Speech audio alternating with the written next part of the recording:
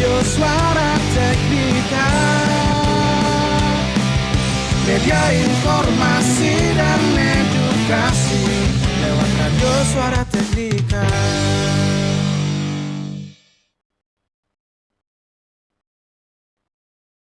Mari belajar, kita berkarya menjadi yang terbaik di udara lewat Radio Suara Teknika.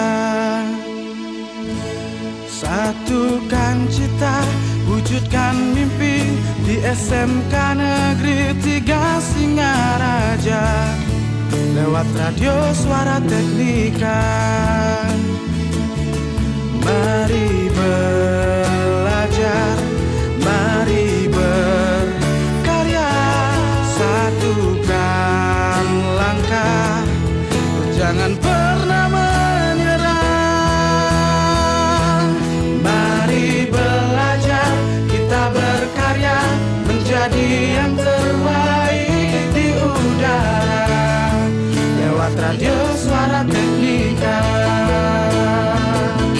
Satukan cita, wujudkan mimpi di SMK Negeri 3 Singaraja lewat Radio Suara Teknika.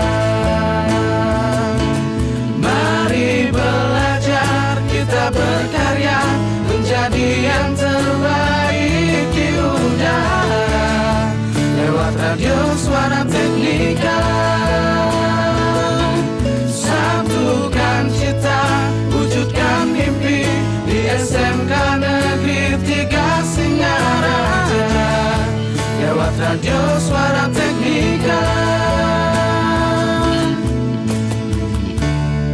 Lewat Radio Suara Teknika.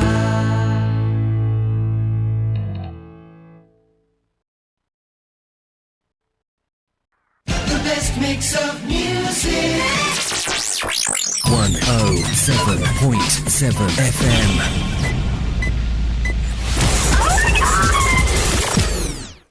Halo sahabat Teknika, ketemu lagi dengan saya Maha Putri. Kali ini di gelaran STEMC Flash untuk edisi Selasa 17 Desember 2024. Ya, di SMK Negeri 3 Singaraja akan selalu ada hal-hal yang menjadi istimewa dan penuh kejutan tentunya untuk Anda simak ya sahabat Teknika. Karena SMK itu selalu penuh dengan kreativitas dan selalu saja ada event-event dalam rangka peningkatan kompetensi dan tentu saja banyak juga kesempatan-kesempatan di mana kita memperoleh surprise tentunya ya dari dunia usaha, dunia kerja dan dunia industri termasuk yang sekarang sedang berlangsung di SMK Negeri 3 Singaraja. Ayo mari kita say hi dulu dengan Mas Muhammad Reza Pahlevi. Oke, hai Mas. Halo semua.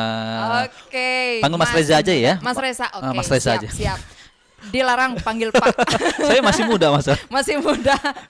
Oke, beliau ini adalah direktur dari PT Alpa Mekatronika. Pada hari ini ya sahabat Teknika, beliau bersama tim dalam rangka training tour 2024. Beliau hadir di SMK Negeri 3 Singaraja ini untuk memberikan pelatihan mekatronika bagi guru-guru dan juga siswa. Betul ya Mas Reza ya? Sangat betul Mbak. Sangat betul. Ini tadi sempat saya korek dulu sedikit nih dari Mas Reza. Kalau training tour itu kemudian merupakan agenda tahunan ya Betul, Mas? betul. Dan ini perjalanannya darat. Full darat kita. Full darat, bayangkan. Kita. Ini start dari mana?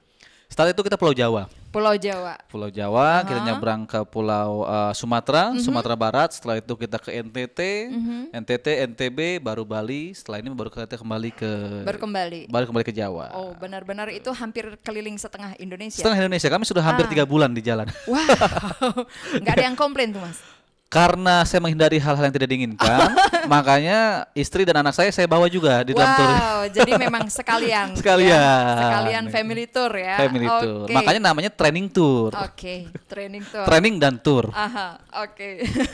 Nah, sahabat Teknika, SMK Negeri 3 Singaraja mendapat keistimewaan ya dengan menjadi anggap dalam tanda kutip target dari tour ini karena kita adalah satu-satunya sekolah di Bali yang dikunjungi oleh Mas Reza. Terima kasih banget loh Mas ya. Nah, kalau kita ngomong masalah mekatronika, mekatronika itu dekat dengan elektronika. Nah, sangat dekat. Sangat dekat. Nah, kayak gimana tuh? Kenapa dia mekatronika? Kenapa nggak gamblang aja elektronika? Nah, mungkin banyak yang penasaran nih. Iya, jadi gini, saya panggil Mbak aja ya, biar kita Ya, seumuran saya kan masih muda. Jadi mekatronika itu mekatronics ya bahasa luarnya, nama kerennya mekatronics di Indonesia namanya mekatronika. Jadi mekatronics itu terbagi atas 3 unsur bidang keahlian, mekanika, elektronika, dan informatika.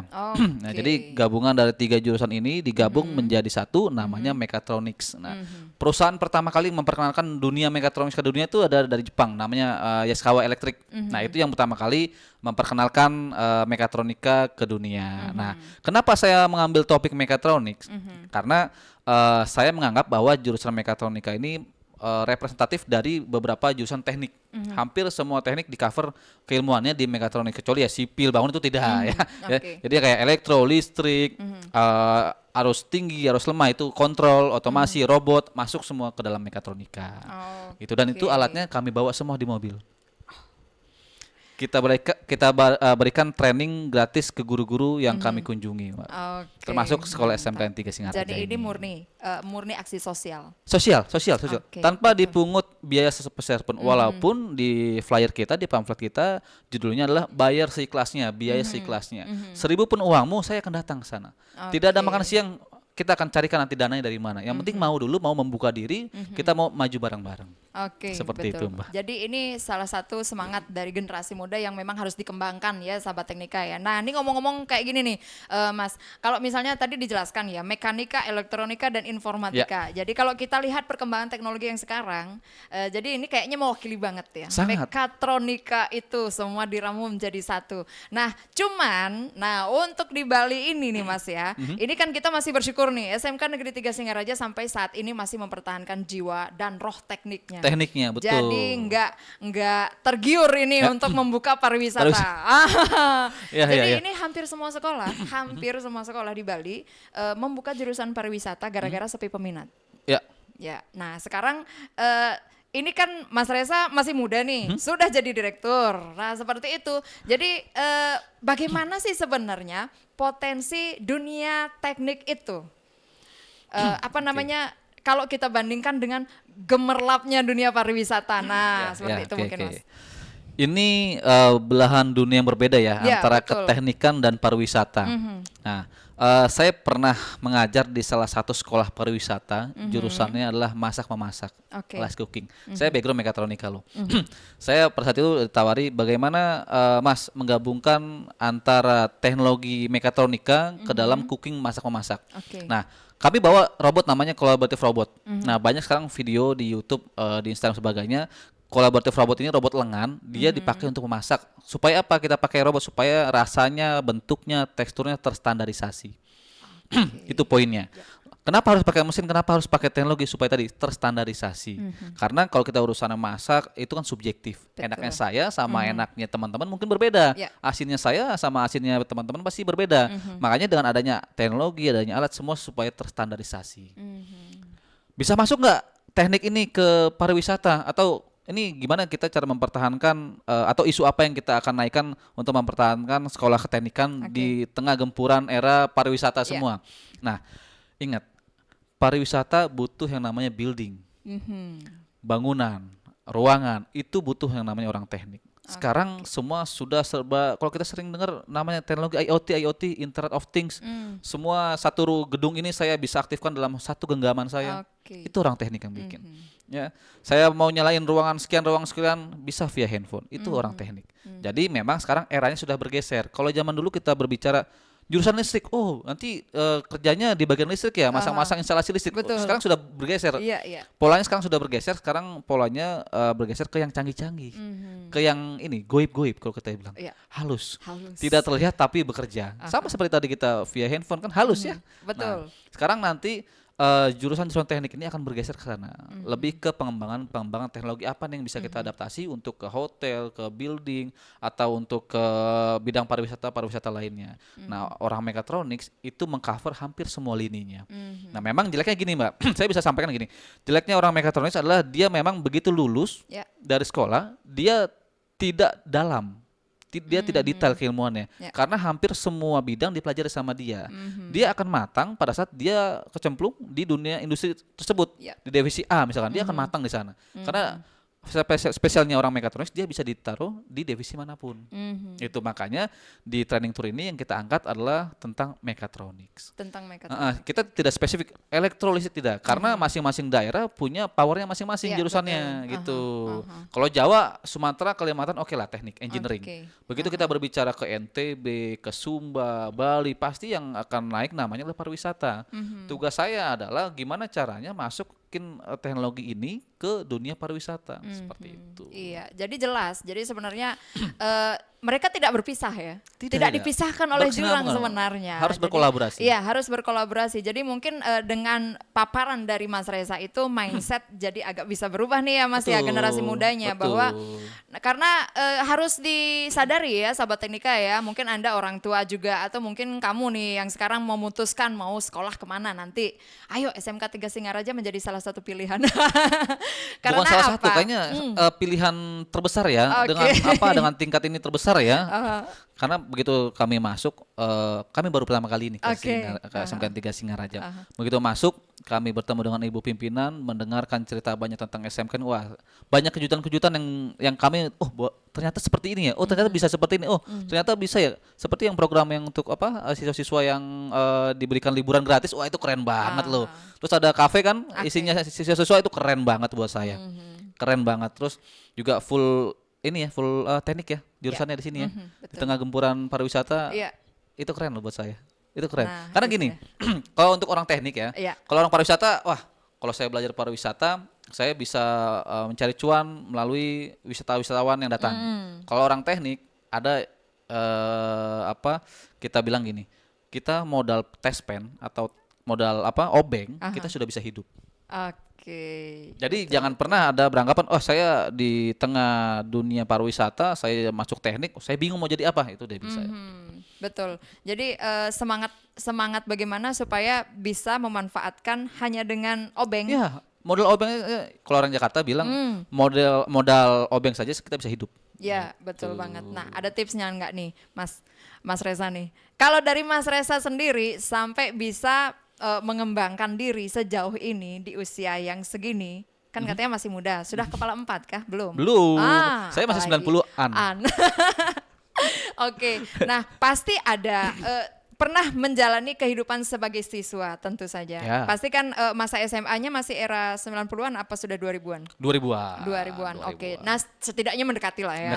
Jadi ya masih ada semangat 90-an kan. Sangat dong. Masih kental di kita. Nah, itu dia.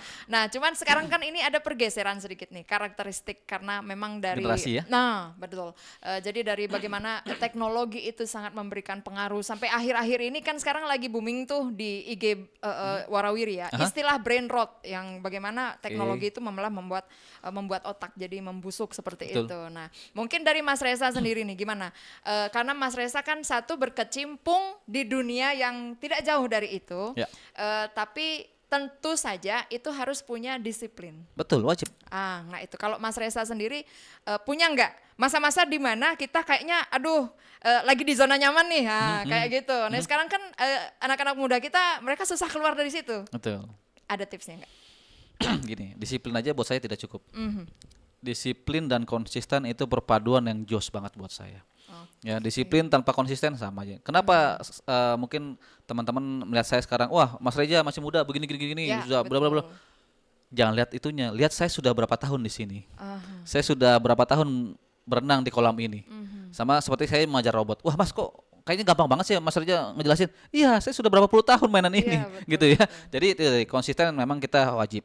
Tapi ada satu konsep yang saya selalu berikan konsep ini ke setiap siswa.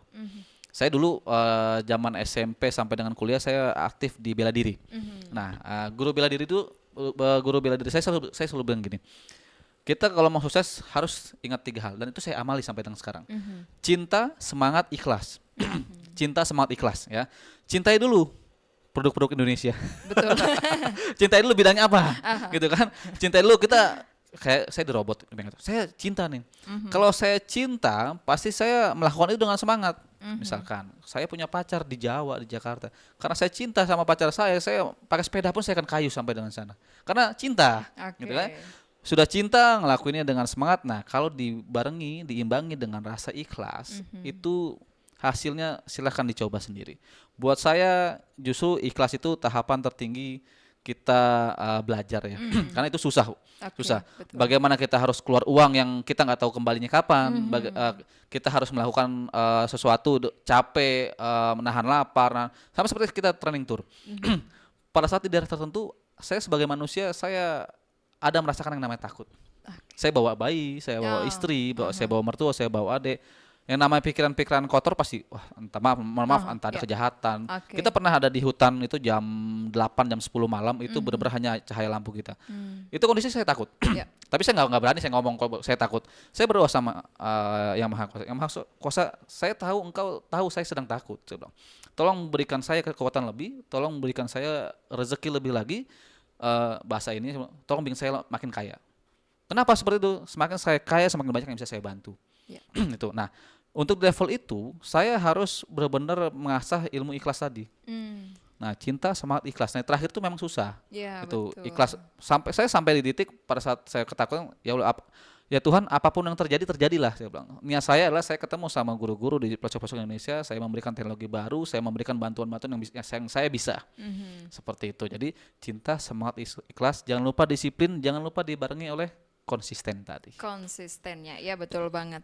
Jadi cinta, semangat, ikhlas, disiplin nggak cukup, tapi harus konsisten. Nah, di sini mungkin ikhlasnya itu memang yang susah ya. Sangat susah. Sangat susah. Karena apa yang kita beri, pasti kita sebagai manusia kita mengharapkan kembali. Iya. Sama, mungkin kalau saya sebagai dari sisi bisnis ya, kacamata bisnis ya, saya ke sekolah SMK 3 Singaraja, keluar costing sekian, keluar biaya sekian, saya mengharapkan project sekian ratus M misalkan. Itu manusiawi dan itu wajar, Bu. Itu wajar. Nah, saya untuk mencapai di ikhlasnya ini itu banyak pertempuran hebat. Antara kita harus gaji karyawan, kita harus kasih anak-anak bensin sebagainya. Ya kan, di sisi lain kita berjiwa sosial tinggi, ya kan. Dari mana uangnya? Nah, ini banyak pertanyaan-pertanyaan saya. Mas Raja dapat uang dari mana? Saya juga tidak tahu. Saya bawa Mas Oka ini, dia sales kami. Silakan tanya, apakah dia punya target tahunan? Tidak ada. Saya yakin Tuhan tidak tidur. Saya yakin Tuhan melihat saya sedang capek, saya sedang mengeluh, saya sedang ketakutan, dan Tuhan tahu saya sedang butuh uang. Misalkan seperti itu. Itu sudah. Dan konsep ini tidak semua orang bisa terima. Apalagi dari kacamata bisnis, itu dia bisa. Tidak bisa. Nyatanya kami berkembang. Pesat. Ya, jadi itu saya rasa karena memang sentuhan-sentuhan dari yang tidak terlihat. Yes. Tadi betul. Tadi. Iya, betul. Jadi memang kita harus punya keyakinan ya.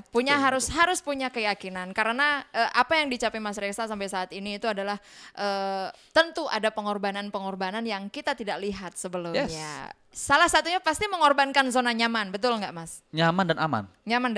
Dikorbankan. Wajib itu dikorbankan. Wajib. Nah, misalnya nih, kalau istirahat, waktunya istirahat tapi nggak mau mengorbankan untuk ngegame. Kalau Mas Reza gimana memandang itu nih? Yuk, sekarang lagi menjamur itu.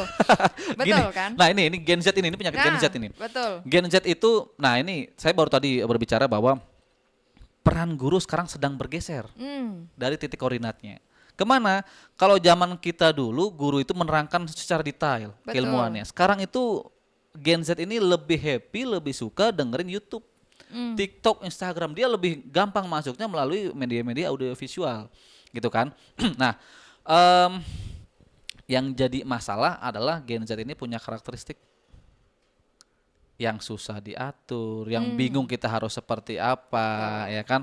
Nah, ini yang menjadikan kita juga tricky.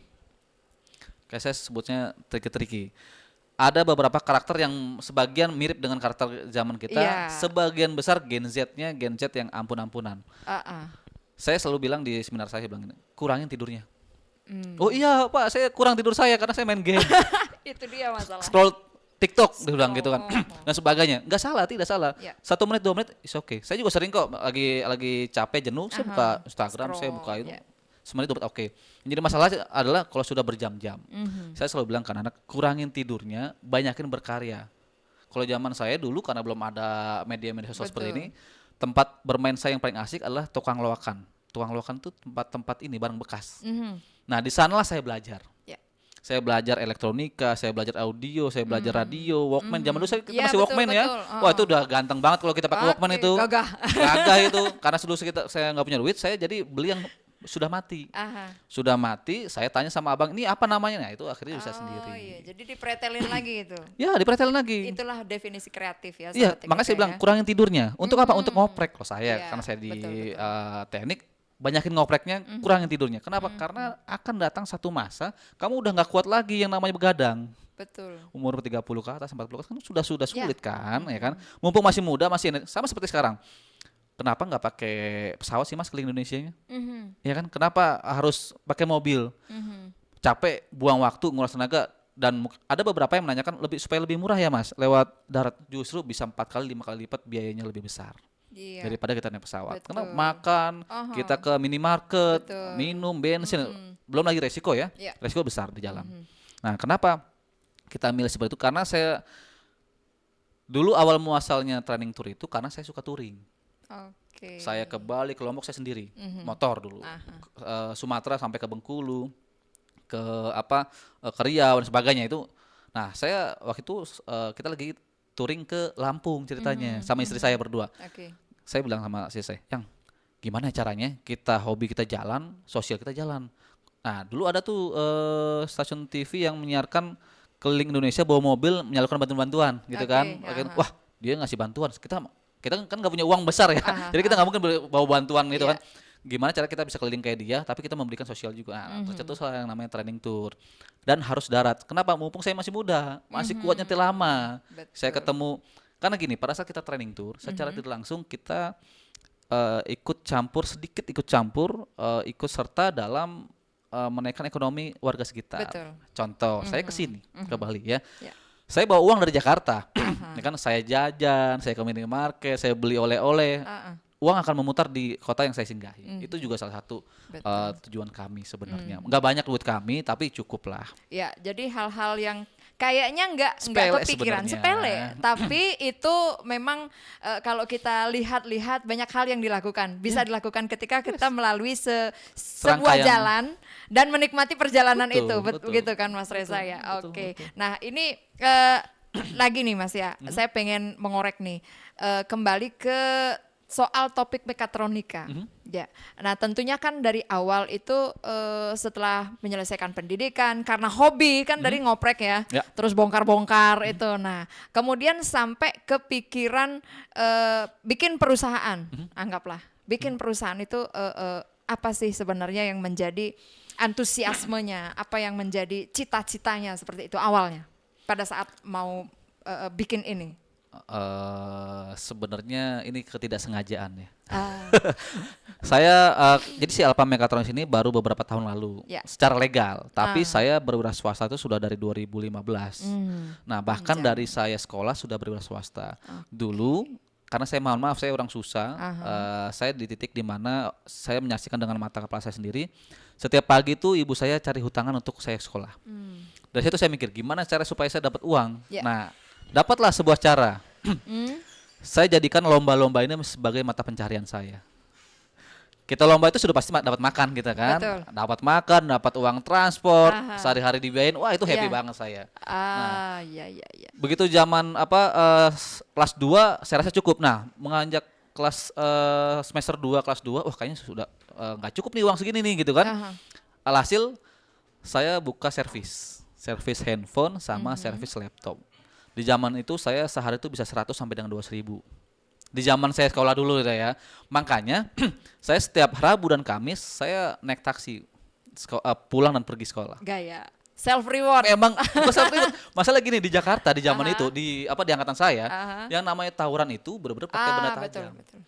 Nah, masalahnya adalah saya sekolah itu bawa buku satu, ya, selebihnya adalah handphone sama laptop servisan. Betul.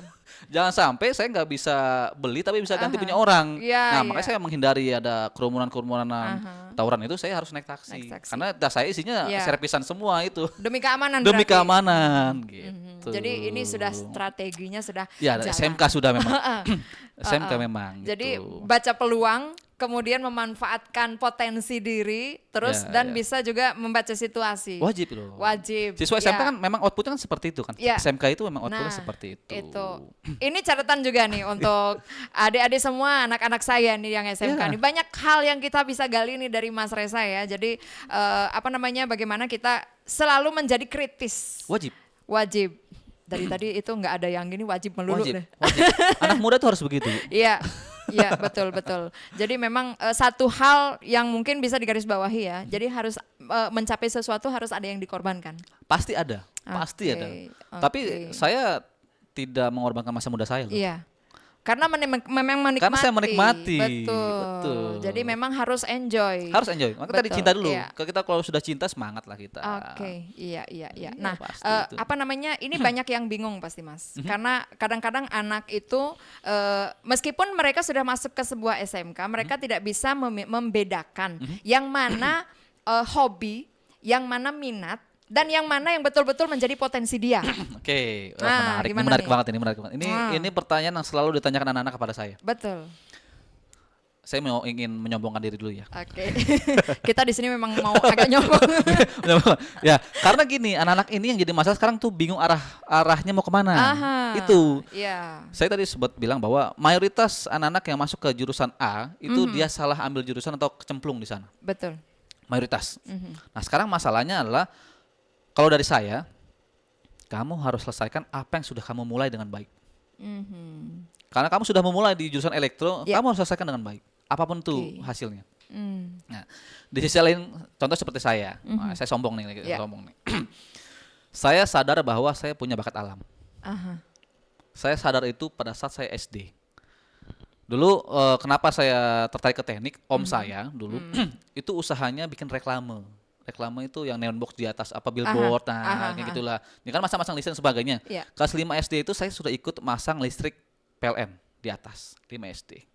Diajak itu dipaksa karena memang om saya sudah melihat saya itu sering merhatiin dia kerja dan sebagainya gitu ya. Iya. Diajak SD kelas 5. Saya sudah ngerti listrik. Oke. SD saya lulus SD itu saya sudah ngerti listrik SD.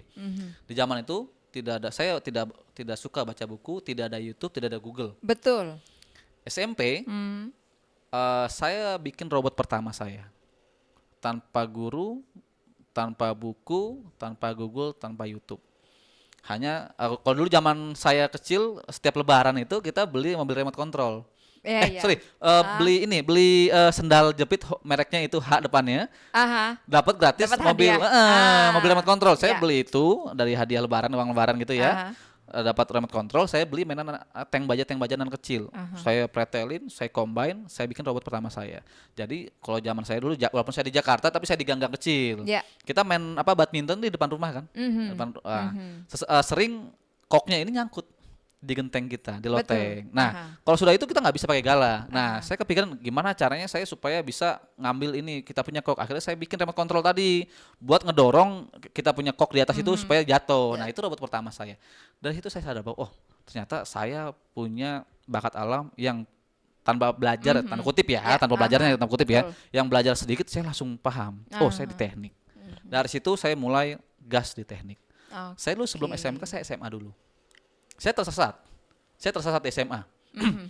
Di SMA saya tersesat, saya berontak sama ibu saya berantem hebat pada saat itu sampai dengan saya melarikan diri dari rumah. Bentuk protes saya.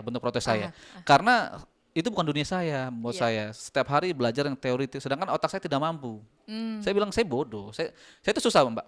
Saya susah nginget nama orang, nama jalan, rumus itu saya susah.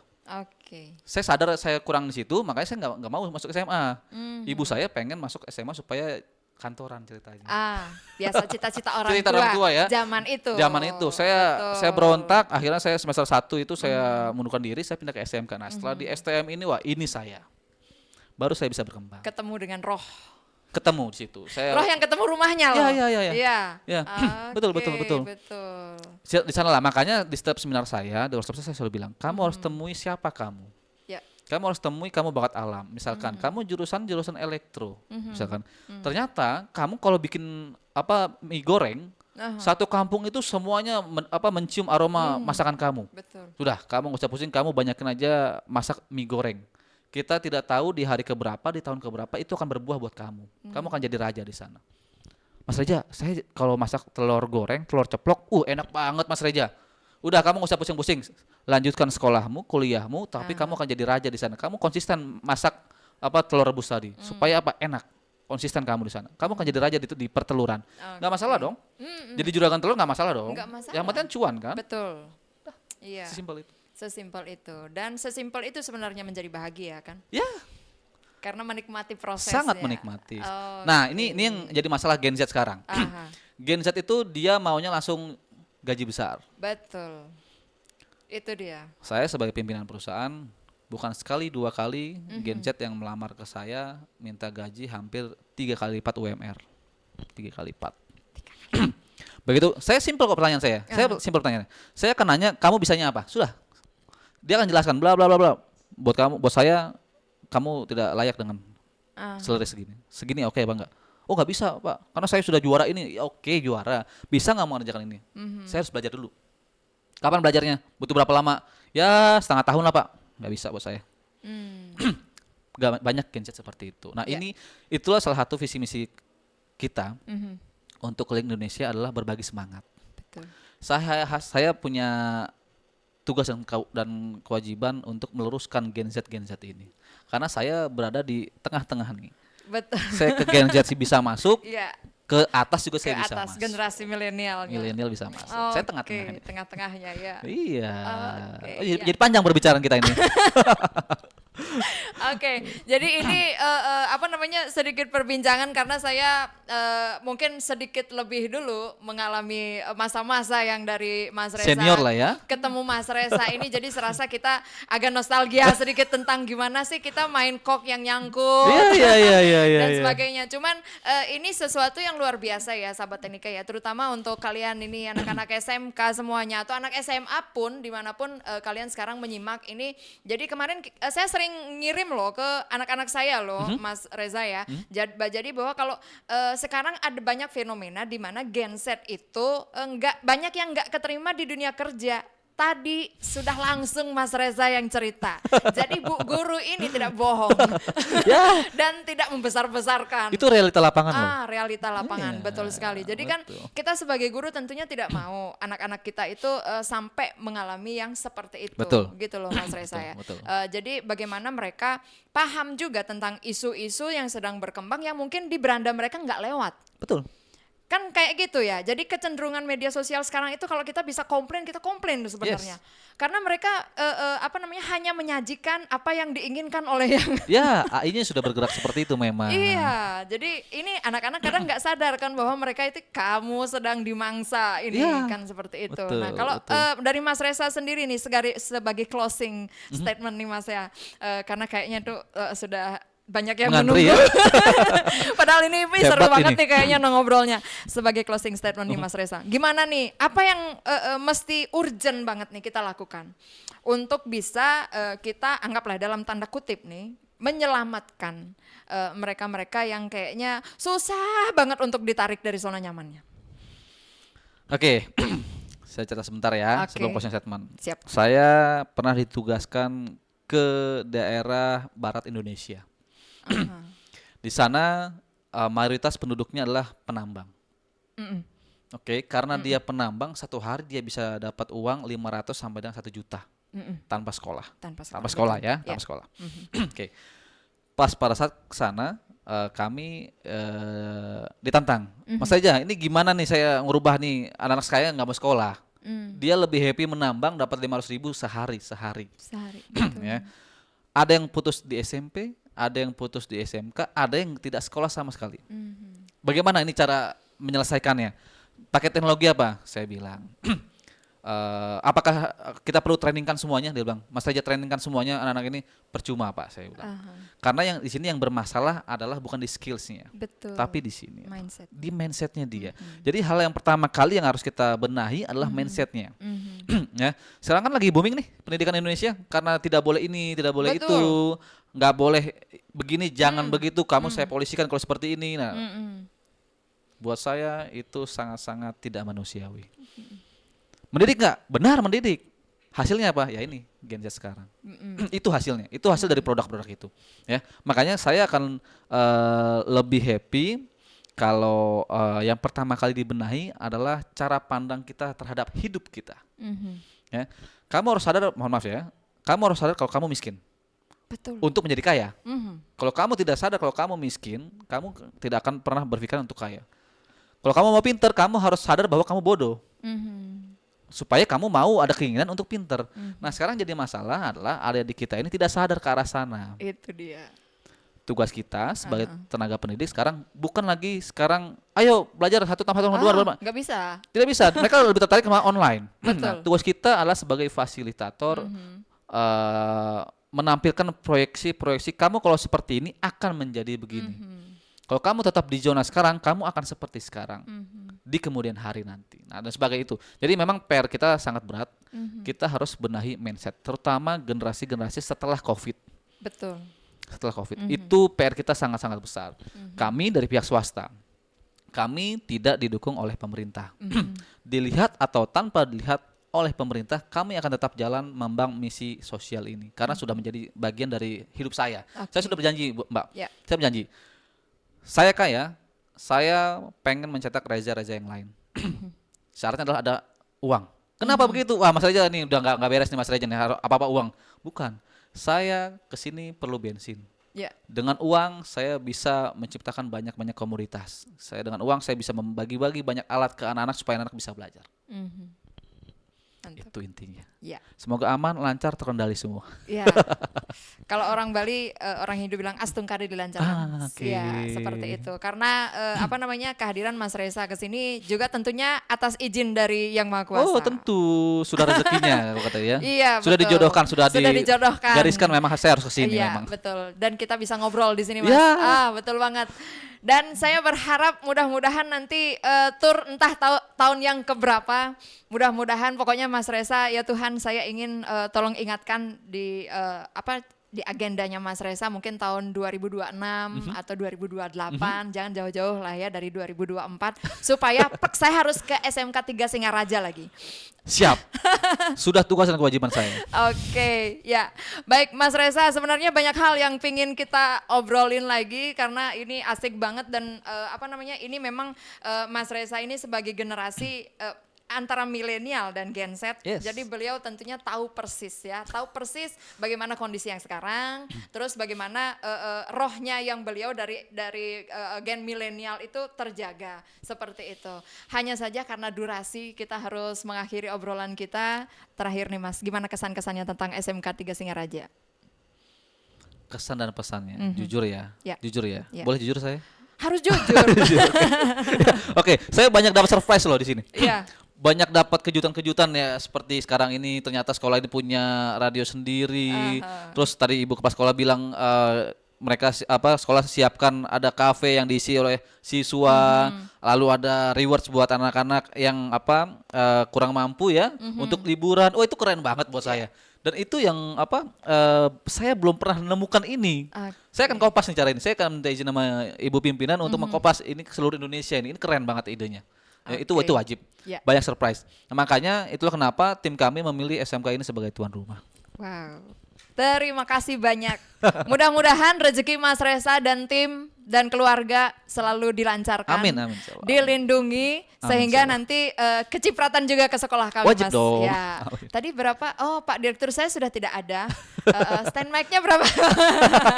Bercanda Mas. Tapi kalau dikabulkan nggak apa-apa juga. Amin. Terima kasih sekali lagi Mas Reza Siap. dan tim. Mohon maaf kalau misalnya ada kekurangan. Makasih loh sudah undang kami loh. Oh.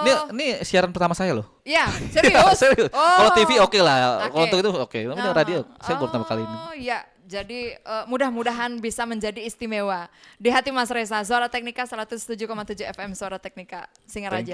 Oke. Sahabat Teknika, seru kan ya obrolan kita? Nah, pasti seru karena beliau punya pengalaman mengalami sendiri sehingga menceritakan itu tidak akan menjadi sesuatu yang kayaknya muluk-muluk gitu. Jadi itu memang real. Nah, banyak hal yang sudah kita bisa ambil dari perbincangan ini ya sahabat Teknika ya, karena memang isu-isunya sangat hangat sekali. Mudah-mudahan saja ini bisa menjadikan inspirasi bagi kita semuanya, bagaimana kita terutama kita yang berprofesi sebagai tenaga pendidik ini untuk tetap memelihara semangat seperti yang Mas Reza jalankan, tentunya dengan pilihan jalan beliau, tetapi kita punya misi yang sama meskipun itu dengan jalan yang berbeda-beda. Semoga semangatnya Mas Reza bisa kita tularkan seantero Buleleng ini Mas Reza ya, dan dimanapun Anda mendengar dan menyimak siaran ini ya sahabat Teknika, semoga dilancarkan perjalanan beliau dan Amin. tentu saja dengan program ini semoga ke depan STEMSI semakin jaya, semakin mantap. Terima kasih atas perhatian Anda, sampai jumpa.